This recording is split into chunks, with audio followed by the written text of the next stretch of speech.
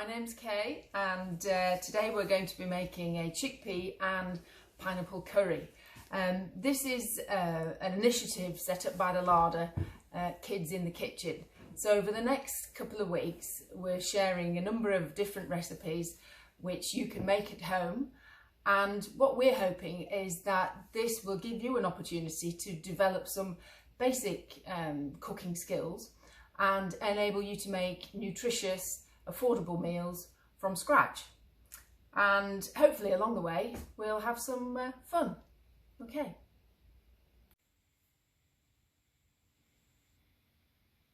So before we start, really important if you could have a read of the recipe card that came with your ingredients to familiarise yourself with the dish today. Decide who's going to do what as part of the recipe, and one other important thing is make sure you have an adult with you, because today we are going to be using a knife to chop the onion and to chop the apple. So yeah, important that you have an adult with you.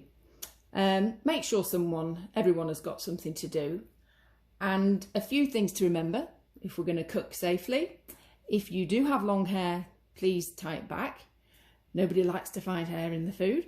If you've got a cut, cover it with a plaster. If you feel you're going to sneeze or cough, then move away from the food and then wash your hands before going back to the food. So if you could do those things and then come back to the video when you're ready, we'll go through the ingredients. Okay, so for the chickpea and pineapple curry that we're going to make today, we need some sunflower oil.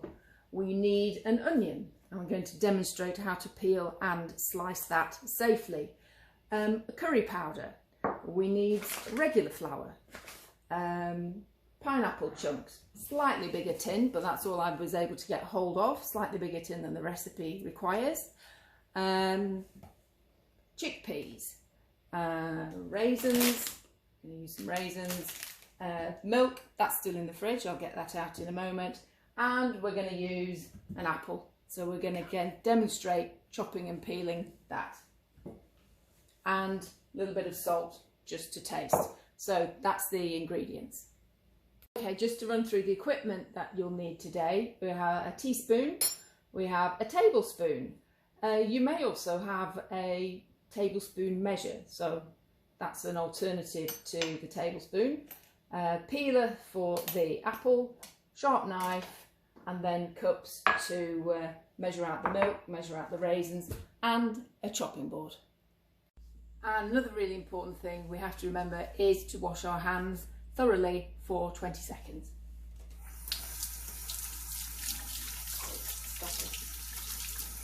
Stop it. Okay, so let's prepare the ingredients. Let's start with the onion. So, slicing the top off the onion and then peeling off the outer papery skin. Would recommend that you don't cut the end where the roots is, because that's what's going to hold your onion together while you slice it. So this should be coming off nice and easily.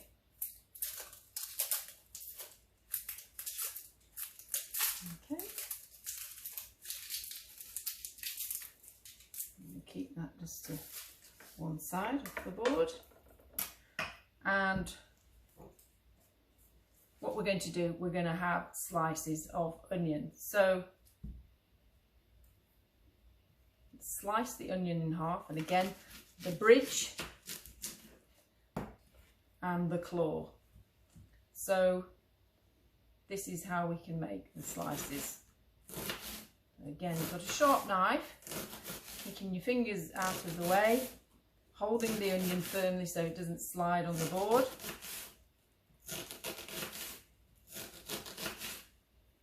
And just slicing the onion to the end. And as I say, the root bit will keep your onion together, making it easier to slice. And we slice the other half.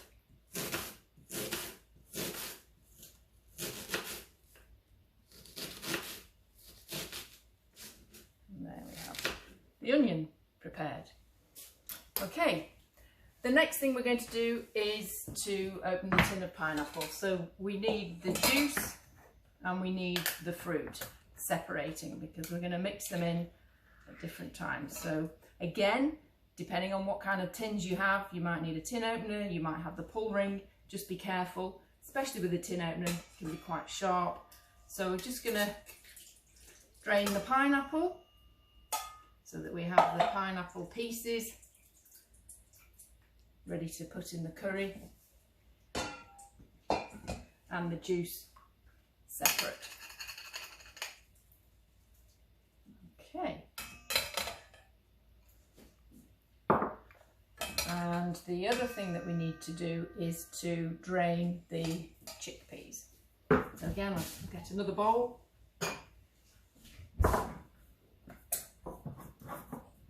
Again, being careful with the tin. Don't worry that there's a little bit of pineapple juice there, that's fine. But now we're just going to drain the chickpeas, ready to go into the curry. And we can leave those there to drain. Pineapple juice. Raisins. Now need a 3/4 of a cup of raisins. Okay. There we have our cup, 3/4 full with the raisins, and milk. Now the recipe calls for 300 ml, 10 fluid ounces, half a pint.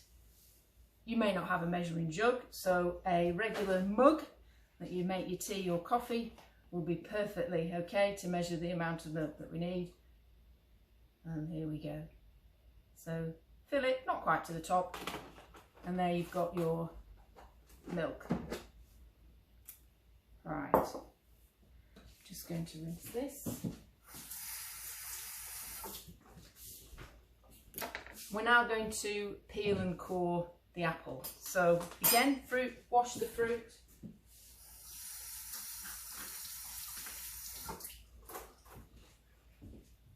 And then peel the apple. And again, you may have a different peeler. You might have one of the Lancashire peelers. Whoops.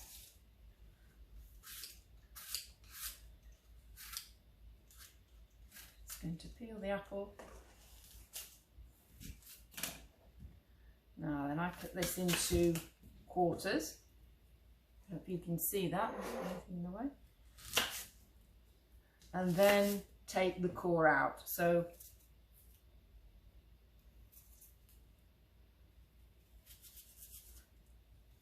with most things, there's often more than one way to core an apple. This is the way I've always done it.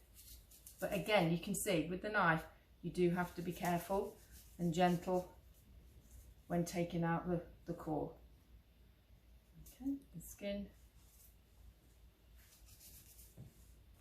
This might be where you need the adult in the room to maybe help or give you some guidance on how to do this safely. Okay, so that's the apple cored, and we're just going to chop that into pieces to go in the curry.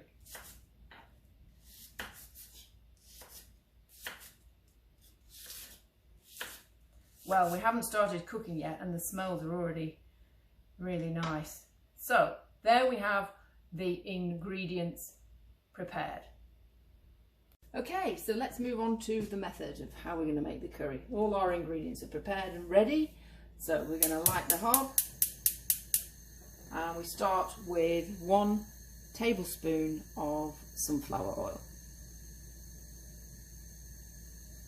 Okay, and we are gently going to heat that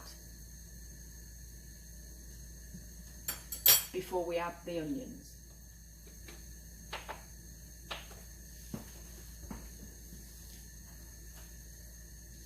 So once we get the pan up to temperature,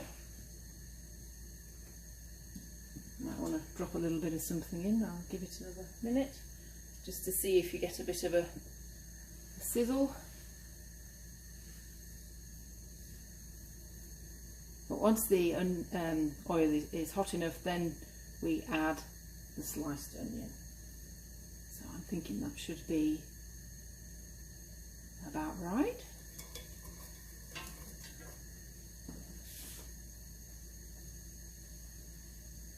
I don't know if you can hear that, but we have got a slight sizzle saying the oil is hot enough. So once that's in, give everything a stir.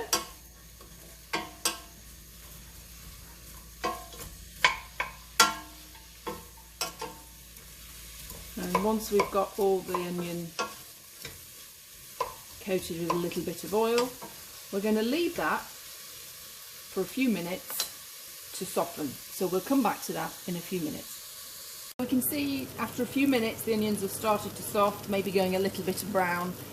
You might want to turn the heat down because you don't want them too brown. A little bit's okay, but not too brown. But these do need just a few more minutes until they're like translucent, almost see-through. And then that will be they'll be soft, and we can do the next stage of the recipe. Okay, so I'm happy now that the onions are soft enough. And the next part of the recipe says to add a tablespoon of flour. So there we have the tablespoon of flour, and also the curry powder. So in goes a tablespoon of curry powder. You see I'm using the different spoons. Don't want to mix up curry powder in my flour bag, so keep those separate.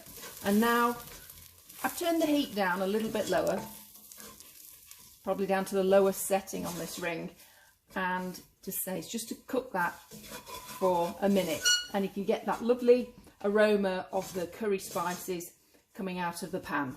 But again, just be careful, keep the temperature of the pan, the ring, quite low.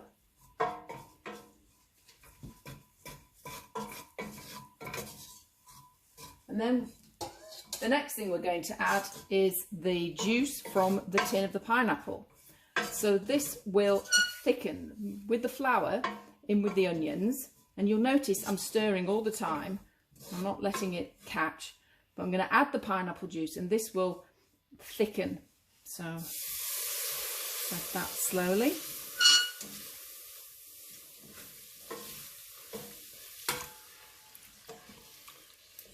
And that will be the start of the sauce. So you can see that is quite thick.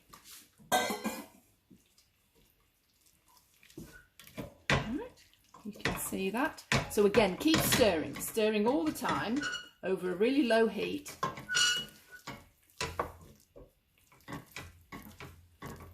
There you have that. So the next thing we're going to add is the chickpeas.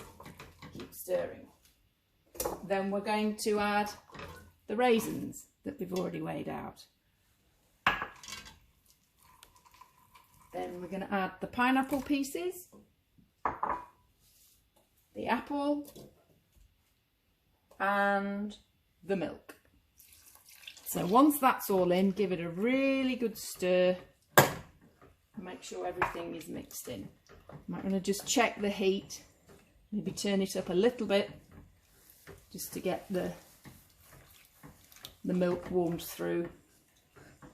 Because once we've done this, once we've finished stirring, making sure everything's mixed, we're going to leave this to simmer for 20 minutes. But before we do that, make sure we give it a really good stir.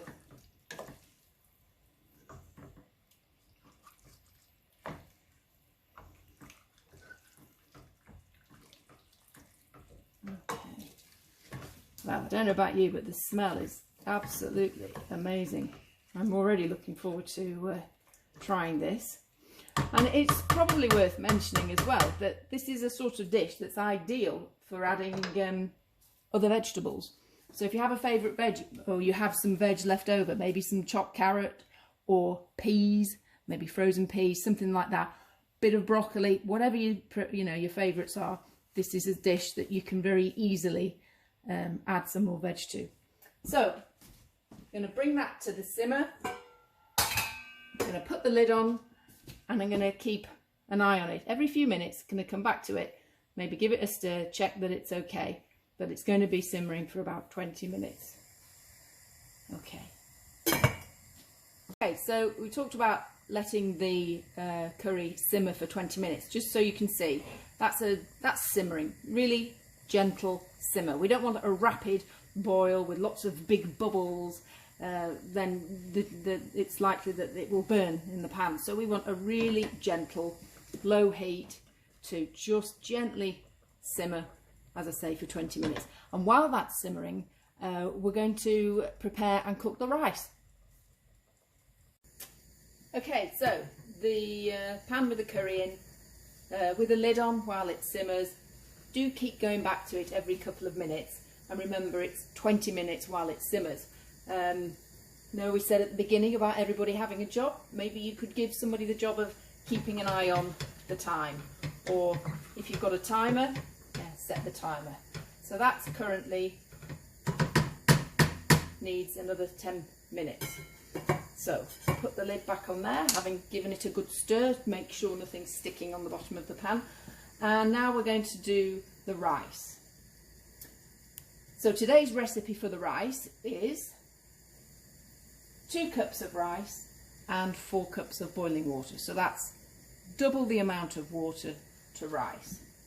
So again, you can boil the kettle and add the water hot to the pan, but that water needs to be boiling before we add the rice. Okay. So we're going to need two of these once the water is boiling. Okay, so the water's now boiling. You have the 4 cups of water in there, and this is the 2nd cup of the rice going in, and give that a quick stir. Let that come back to the boil. And if you can see there, it's just starting to, little bubbles at the bottom. Put the lid back on and then turn the heat down, and again allow that to really gently boil, simmer, probably really low on your cooking ring, and leave that for 10 minutes. Avoid the temptation to take the lid off and have a look, so wait the 10 minutes and then go and have a look, and the water should have been absorbed by the rice. Okay, we'll come back to that shortly. Okay, so the food's ready. Let's have a look what we've got. Okay, so here we have the chickpea curry. That's the kind of consistency that you're looking for. If you can see, it's kind of just coating the back of the spoon there. If yours is a little bit dry, just add a little bit more liquid, a little bit of water, a little bit of milk. Okay, but that's what you're looking for with the curry. And with the rice, there we go. Water's been absorbed, and that's the rice. So time to plate up. Okay, so here we have the finished dish. I just had a little bit of parsley. You might have parsley, a bit of coriander just to sprinkle over the top. But there you can see the chickpea and pineapple curry, the finished dish. Okay, so that's it. Other than sitting down and enjoying your food, the only other thing left to do is the washing up. And remember, washing and drying, jobs for everybody there, no getting out of it. So one other thing to mention is when you make this, you could make large batches and freeze it, or in the fridge. So if you were keeping it in the fridge no more than 3 days, if you were bulk baking, bulk cooking, then you could put it in the freezer for up to 3 months. Remember as well, there's some information on the bottom of your recipe cards about sharing the video clips and photographs that you've taken while you've been preparing this dish.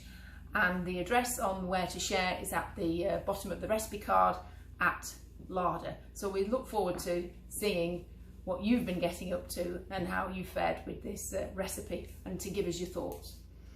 So tomorrow, Nick's going to be with you making a basic cheese sauce. And cheese sauce go with cauliflower, so for cauliflower cheese, or macaroni, so macaroni cheese. A really good basic cheese sauce, got lots of uses. So that will be Nick tomorrow. So all that leaves me to say in the meantime is enjoy your food, and we'll see you tomorrow. Thank you for watching.